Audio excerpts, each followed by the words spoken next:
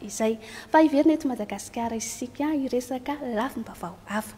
Mpanjono anjatony no ahazo tombotsoa amin'ny fiodinan'ny orinasa tsy miankina iray ao amin'ny distrikany Voemary. Orita Entonina isan'andro no raisin'ity orinasa ity ary ahondrany any ivelany manomboka amin'ny taona 2024. Nijery ny fiodina izany orinasa izay tany toerana moa ny ministra ny varotra, ny indostria ary ny asa tanana. Mitondra ny vaovao manjary Tombofeny Joralien, televiziona malagasy Porindava.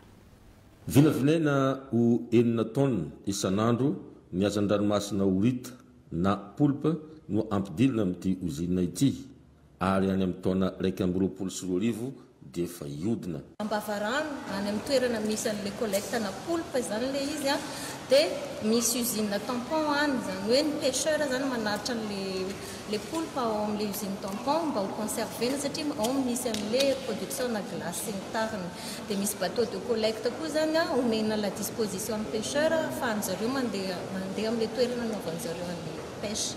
Dia avy eo une fois dans la glace hoentina aty sur Voemary amin'izay le izy atao traitement aty mba hanaraka norme satria sous certification MSC le izy hoe les certifications MSC nous c'est pour confirmer que les produits ont été pêchés et traités d'une façon durable. Mpanjono anjatony maro araka izany no azo tombotsoa amin'ny famarotana ny orita hamatsy ny orinasa. Programme ministère misy koa ny ambokatra an'izay glace resahantsika teo satria tokoa les pêcheurs amina conservation zany misy olana goavana koa hitantsika ary efa misy usine anankiefatra majinika sarasana ho atsangana mihitsy zany hanao production na glace bloc de glace alimentaire sy conservation reny miasany ka amin'ny 2021 tsika zany ahita ny vokatra hovokarin'izao usine goavana zao eto Voemary. Miteraka famorona asa amin'ireo tanora valam-pianarana nefa tsy hanasa eto Voemary